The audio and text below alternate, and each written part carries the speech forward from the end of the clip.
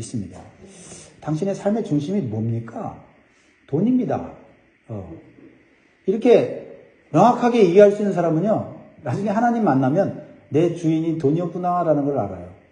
근데 예수님 믿었는데 삶의 중심이 돈인지 하나님인지 잘 모르면은 어떻게 됩니까? 돈이 하나님이고 하나님이 돈이에요. 그래서 돈을 많이 벌게 해주면 하나님 믿다가 떠난다고요. 그러니까 삶의 중심이 무엇인지, 지금까지 뭔지를 정확하게 알고 정말 내 삶의 중심이 하나님인지를 알아야 될 줄 믿습니다. 자, 우리 기도 제목 한번 따라합니다. 삶의 중심이 하나님이 되게 하시고 삶의 목적이 하나님을 기쁘시게 하게 하소서. 아멘. 오늘 새벽에 나오셔서 우리 교회를 위하여 또 자녀들을 위하여 또 세상을 향하여 기도해 주신 여러분들 진심으로 감사드리면서 우리 서로를 축복하면 좋겠습니다. 당신의 기도가 교회를 살립니다. 인사하겠습니다. 네, 감사합니다. 네, 또 이렇게 저 뒤에 이제 올망졸망 이렇게 앉아서 계시니까 또 보기가 또 좋네요. 참 아름답게 보입니다. 또 색깔도 또 옷 색깔도 다양하고 이제 가을이 오는 것 같습니다. 가을에 아름다운 낙엽이 또 물들면 얼마나 아름다울까요? 하나님은 때마다 시마다 이렇게 새롭게 우리에게 은혜를 주십니다. 우리만 새로워지면 되는 줄 믿습니다. 성도가 구원받은 이후에는 삶의 변화가 일어나기 시작해요. 왜냐하면 구원받은 성도의 심령에는 성령이 역사하기 때문에 그래요. 그래서 예전에 세상에서 살던 삶의 방식을 버리게 되고 그것들을 거부하고 싶은 마음이 들어요. 그것이 잘못됐다고 하는 인식이 듭니다. 그러면서 새로운 삶의 방식을 사모하게 되고 도전받게 되고 또 인도함을 받게 되는 것입니다. 그래서 구원받은 성도의 가장 큰 변화는 한마디로 말하면 하나님을 기쁘시게 하는 삶을 살아야 되겠다라는 의식이 생기는 거예요. 뭐 말의 변화도 일어나고 행동의 변화도 일어나고 그렇죠? 그리고 내 삶의 어떤 초점이나 목표도 이렇게 바뀌어지는데 그것을 한마디로 말하면 하나님을 기쁘시게 하는 삶을 살려고 한다는 겁니다. 사도 바울은요, 데살로니가 성도들이 예수님을 믿고 이제 초신자들이에요. 그들에게 그들의 삶에 일어난 변화가 뭔지를 정확하게 얘기해 주고 있어요. 그게 1절이에요. 보세요. 그러므로 형제들아 우리가 끝으로 주 예수 안에서 너희에게 구하고 권면하노니 너희가 마땅히 어떻게 행하며 하나님을 기쁘시게 할 수 있는지를 우리에게 배웠으니 곧 너희가 행하는 바라 더욱 많이 힘쓰라.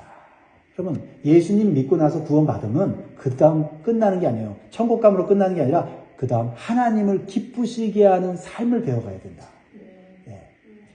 그래야지 이 땅 가운데서도 우리가 하나님과 연결되어서 하나님의 은혜를 받으면서 성령의 인도함을 받으면서 올바로 살아갈 수 있게 되는 거예요. 보통 하나님을 모르거나 믿지 않는 사람들은요, 본성적으로 자기 자신을 기쁘게 하려는데 몰두하게 돼요. 그러니까 자연스러운 현상이죠. 하나님을 모르니까, 하나님이 없으니까 누구만 보입니까? 눈에 보이는 건 나 아니면 다른 사람이에요. 그래서 나 자신을 기쁘게 하면서 나 자신을 만족시키면서 사는 인생의 그런 철학과 지식들을 따라 사는 거예요. 근데 좀 더 나은 삶을 사는 사람은 뭐냐면 다른 사람들을 기쁘게 하면서 사는 거예요. 그게 전부입니다. 이 세상에서 사는 삶의 모습이. 그러나 그들은 하나님이라는 존재를 인정하거나 믿지 않기 때문에 하나님을 기쁘시게 해야 된다고 하는 창조된 인간의 본분은 알지 못한다는 거예요. 그러나 예수님을 믿게 되면 뭐가 명확해지냐면 하나님에 대한 인식이 분명해져요. 그러면서 하나님 중심으로 살아야 된다는 것을 영적으로 자각이 일어나요. 왜요? 하나님이 이 세상을 창조하셨고 하나님이 이 세상을 통치하시고 하나님이 이 세상을 다스리고 계신다면 내가 누구 중심으로 살아야 되겠는가 하는 영적 자각이 일어나는 거예요. 그렇죠? 네. 사람들만 보이다가 세상만 보이다가 하나님이 보이니까 그러는 거예요. 왜요? 하나님은 이 세상 어떤 누구보다도 강하시고 위대하시기 때문에 그렇거든요. 그래서 신앙이 어렸을 때는 하나님이 두려워서 하나님 잘 믿으려고 해요.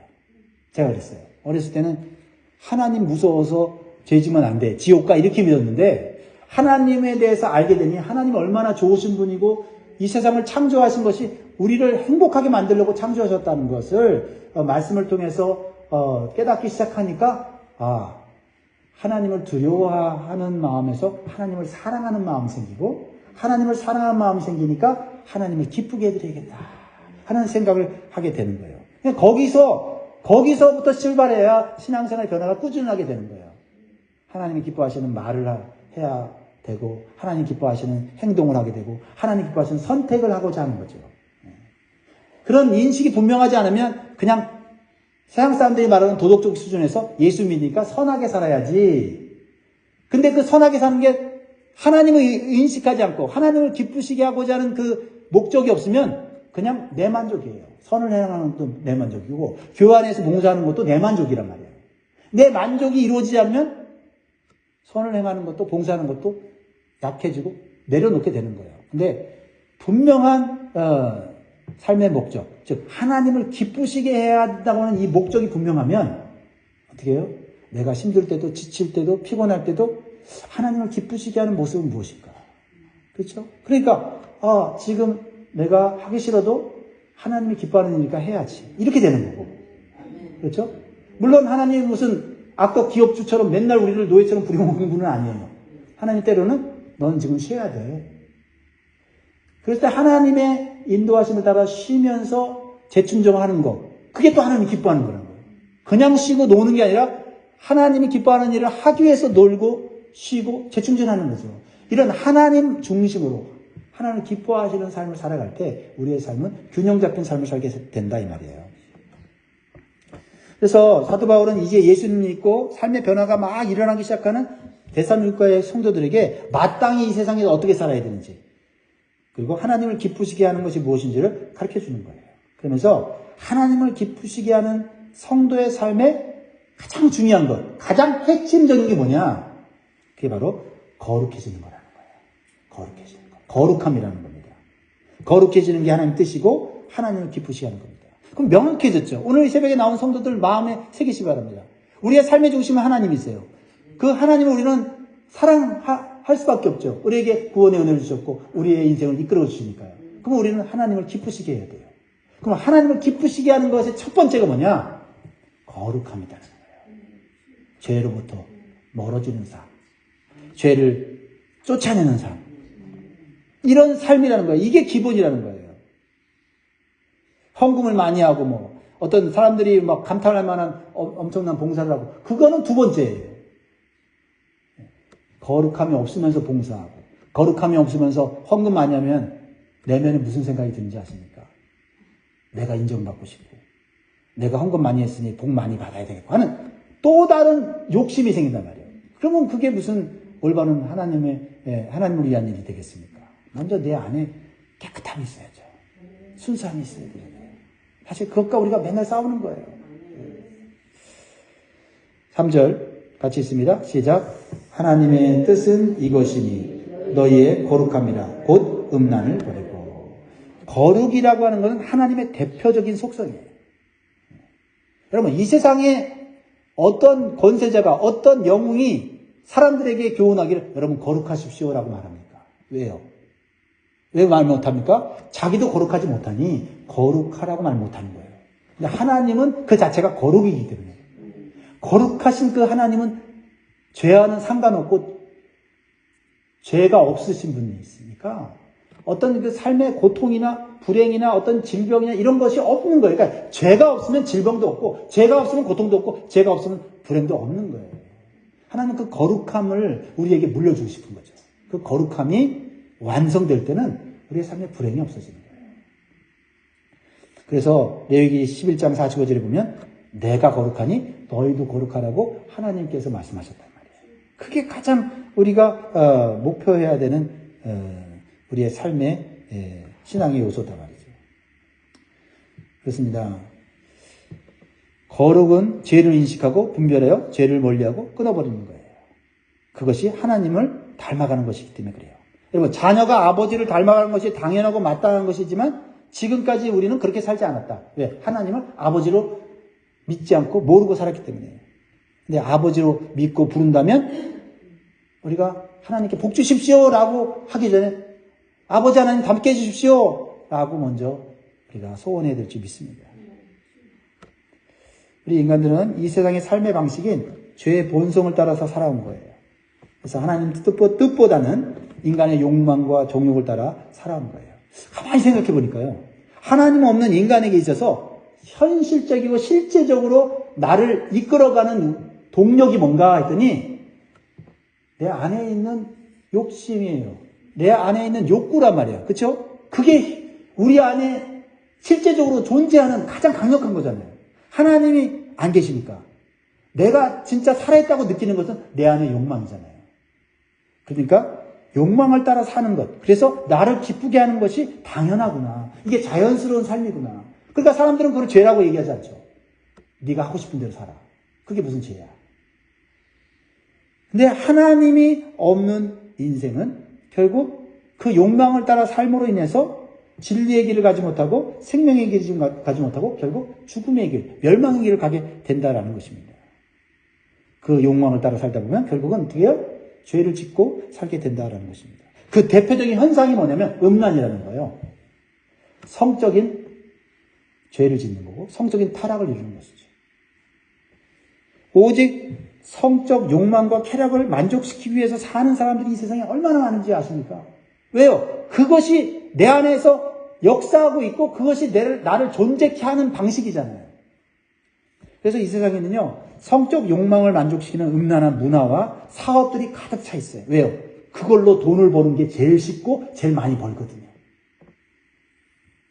그만큼 우리 안에 인간들 마음속에 있는 이 욕망들, 특별히 이 성적 욕망이 얼마나 존재감이 강한 것인가.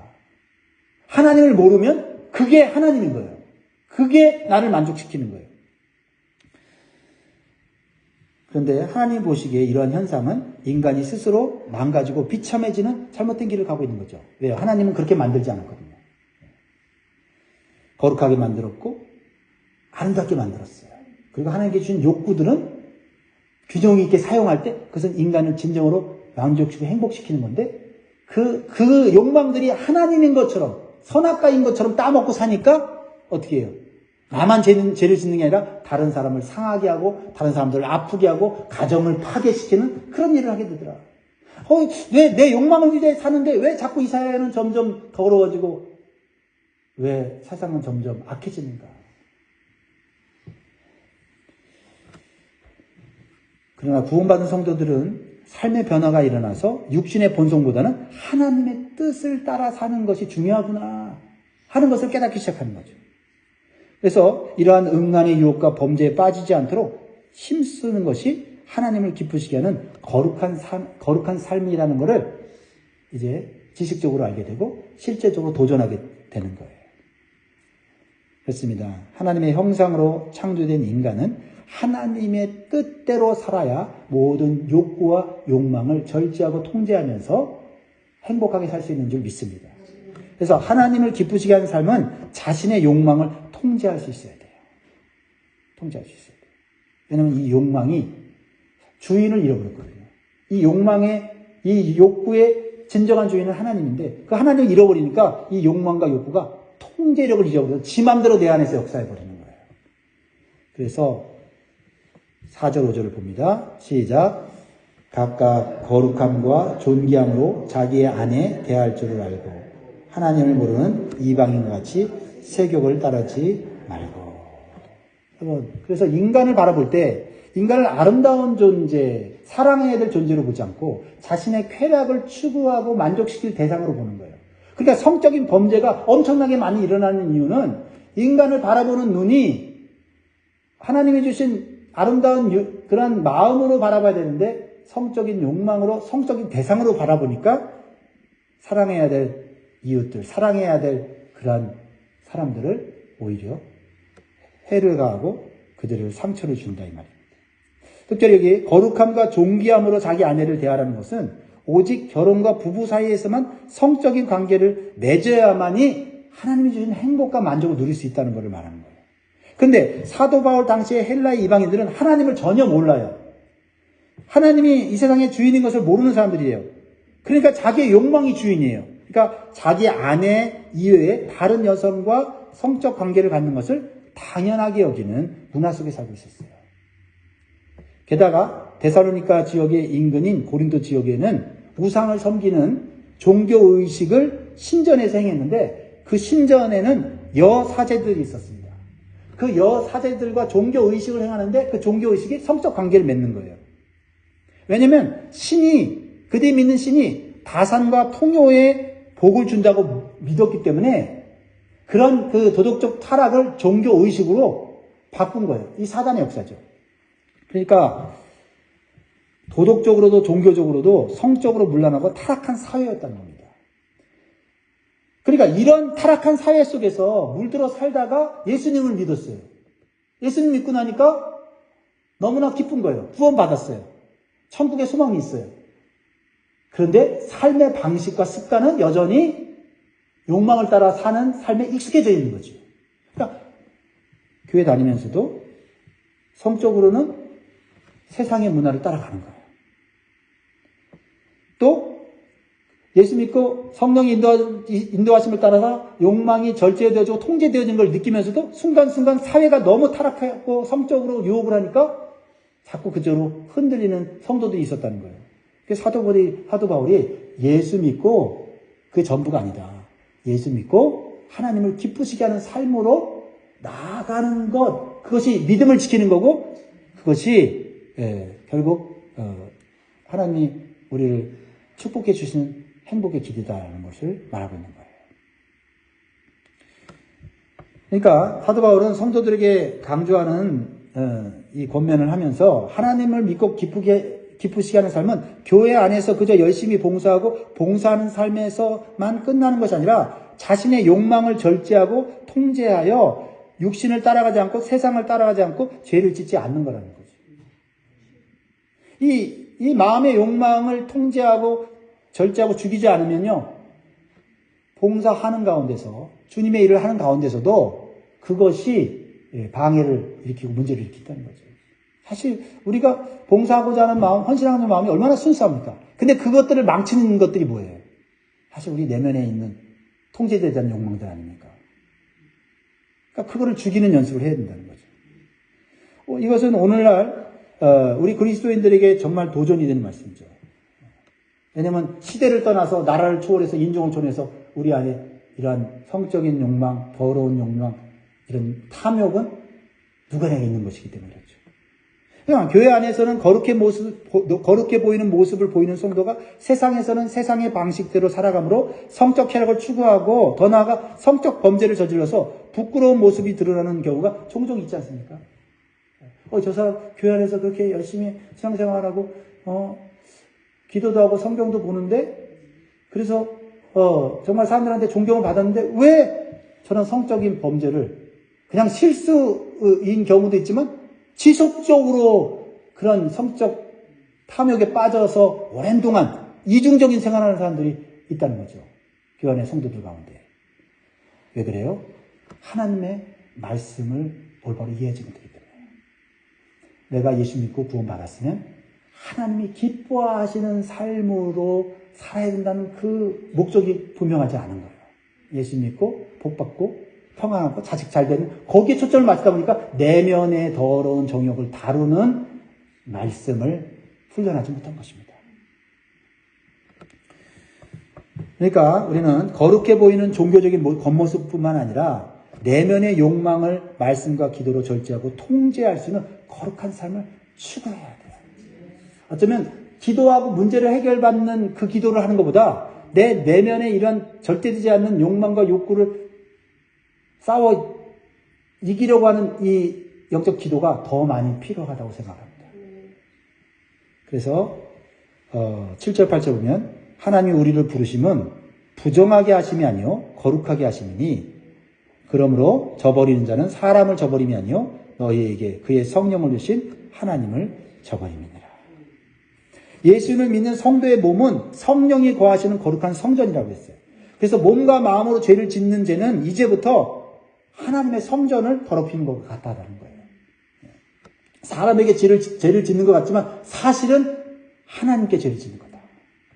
하나님께서 우리에게 거룩하게 살라고 하셨을 때는 우리 안에 성령을 주셔서 성령을 의지하고 따라가면 우리 안에 있는 육신의 더러운 욕망을 죽이고 이길 수 있는 힘을 주셨습니다. 그 힘을 사용하지 않고 그냥 육신의 욕구와 욕망이 들어올 때 그게 좋으니까 성령의 그러한 감동과 성령의 어떠한 자극을 내가 일부러 무시해버리는 거죠. 근데 힘이 없어서 지는 게 아니라 성령을 의지하고자 하는 마음이 없어서 지는 거예요. 성령을 의지할 수 있도록 기도하면 성령께서 내 육신의 정욕과 욕망을 충분히 이길 수 있게 해주시는 줄 믿습니다. 그래서 골로새서 3장 5절에 보면 그러므로 땅에 있는 지체를 죽이라 곧 음란과 부정과 사욕과 악한 정욕과 탐심이니 탐심은 우상숭배니라 라고 말했습니다. 사랑하는 성도 여러분, 우리 기억합시다. 우리 안에 성령이 계십니다. 그러므로 내 안에서 죄성이 역사할 때마다 날마다 성령의 도우심을 구하면서 육신의 죄성을 죽이고 거룩한 삶을 추구하시기 바라요. 그러니까 우리가 함부로 사람을 판단하지 마세요. 야, 저 사람 저런 죄를 졌네? 그렇게 말하면 내가 그 죄를 짓게 되더라고요. 내 안에도 그런 죄의 불씨가 있거든요. 그랬을 때, 저렇게 믿음이 있는 사람도 저런 죄를 짓는데 나도 저런 죄를 지을 수 있겠구나 하고 경각심을 가져야 되고, 또 그러한 죄에 빠졌을 때 우리가 그 사람을 위해 기도해 주면서 권면해 줘야 돼요. 당신 하나님 믿는 사람 아니냐? 성령이 당신 안에 있지 않느냐? 하면서 정말 진심으로 사랑하는 마음으로 권면해야 된다는 거죠. 네. 그러면 성령께서 그 사람을 살리신다. 세 번째로 하나님이 기뻐하시는 삶은 형제 사랑을 하는 것입니다. 9절을 보면 형제 사랑에 관하여는 너에게 쓸 것이 없음은 너희들 자신이 하나님의 가르침을 받아 서로 사랑합니다. 데살로니가 교회 성도들은 이미 서로 사랑하는 게 잘 돼 있어요. 그러니까 복음을 올바로 받아들이고 나면 예수님이 나를 얼마나 사랑하셨는지, 얼마나 죽도록 나를 위해 희생하셨는지를 알므로 하나님의 사랑이 들어오게 있어요, 기본적으로. 그러면서 이 사랑을 어떻게 표현할까 하다 보니 다른 사람에게 표현하게 되면서 가까이 있는 성도들에게 사랑을 표현하게 되더라고요. 근데 그 사랑이 계속 공급될 수 있도록 우리가 기도하고 우리가 힘써야 되는 거죠. 또한 이 데살로니가 성도들은 그 사랑이 굉장히 충만하게 임해서 교회 바깥에 있는 사람들까지도 사랑을 실천했어요. 10절에 보면 너희가 온 마게도냐 모든 형제에 대하여 과연 이것을 행하도다 형제들아 보노니 더욱 그렇게 행하고. 그러니까 형제 사랑은 좁게는 교회 안에 있는 성도들 말하고 좀 더 크게는 교회 밖에 있는 사람들까지 연결이 되는 거죠. 예수님을 믿을 가능성 있는 사람들을 향하여 내가 하나님의 사랑을 실천하는 거예요. 가난한 사람들을 구제하고 병들고 고통받는 사람들을 위로하고 돕는 거예요. 근데 가장 중요하고 본질적인 형제 사랑은 세상의 사랑과는 다른데, 왜냐면 그들에게 단순히 물질적 도움을 주고 어떤 함께하면서 위로해주는 말의 위로가 아니라 복음을 전함으로써 그의 영혼을 살리는 거예요. 진짜 사랑한다면 그걸 하는 거예요. 그러기 위해서 물질적으로 돕고 그러기 위해서 내 육신으로 섬기는 거예요. 그래서 그들이 하나님의 자녀가 되게 하고 천국 백성이 되게 하는 것입니다. 이것이 형제 사랑의 가장 큰 목표이고 실천인 것입니다. 마지막 네 번째로 하나님을 기쁘시게 하는 삶은 자기에게 주어진 일에 성실과 근면으로 행하는 거예요. 그러니까 예수 믿는 사람들은요, 예수 믿기 전에 불성실했다면 예수 믿고 나면 성실함으로 나타나야 된다는 거예요. 11절 같이 읽습니다. 시작. 또 너희에게 명한 것 같이 조용히 자기 일을 하고 너희 손으로 일하기를 힘쓰라. 저는 이 말씀을 묵상하고 이 말씀의 이 깊은 내용을 좀 살펴보면서 웃음이 나오더라고요. 조용히 자기 일을 권면을 사도 바울이 했는데 왜 했을까?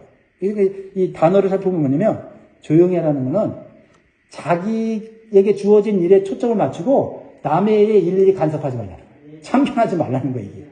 그러니까 조용히 일할 때 조용히 하라는 거예요, 조용히. 이 데살로니가의 그 성도들이 전체적으로 은혜 받고 참 핍박도 잘 건지고 했는데 이런 세세한 부분에 있어서는 교육을 좀 받을 필요가 있었어요. 그래서 먼저 교회에는 각자 주어진 일들이 있다. 그 일들에 충실하면 되고 남의 일에 일일이 이래라 저래라 참견하면서 자신은 일을 하지 않으면서 내 눈에 보이는 것들, 안 좋은 것들만 얘기하지 말라는 계획이거든요. 사실 그렇습니다. 아무리 성전에 휴지가 떨어졌어도요, 그 휴지가 보이는 사람은 따로 있어요. 보이는 사람이 죽게 돼 있다고. 그게 내 사명인 거예요. 내게 주어진 일, 내게 관심 있는 일, 내가 마음 쓰이는 일에 일을 하면 되는 것입니다. 그리고 너희 손으로 일을 힘쓰라는 것은 일을 안 하면서 먹을 것이 생겼으면 좋겠다고 생각하는 성도들이 있었다는 거예요. 그러니까 이것은 이제 주님의 재림에 대한 잘못된 성경 지식을 가진 사람들이 있었는데 예수님이 이제 얼마 안 있으면 온다는 그 사도 바울의 말씀을 믿었어요. 그러고는 예수님 오시니까 생업을 포기해요. 직장을 그만둬요. 그리고 예수님만 기다리기만 하는 거예요. 그러니까 어떻게 돼요?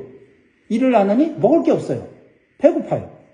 그러면서 예수님 기다리니까 하나님께서 먹을 걸 주시겠지 라고 생각하면서 난 믿음이 좋아 라고 말하는 거죠. 그 믿음이 좋은 겁니까? 아니죠.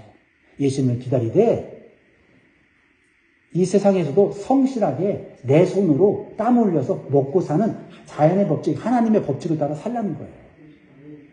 그런 모습은 세상 사람들, 외인인 세상 사람들에게 덕이 되지 않는다 라고 말하고 있어요.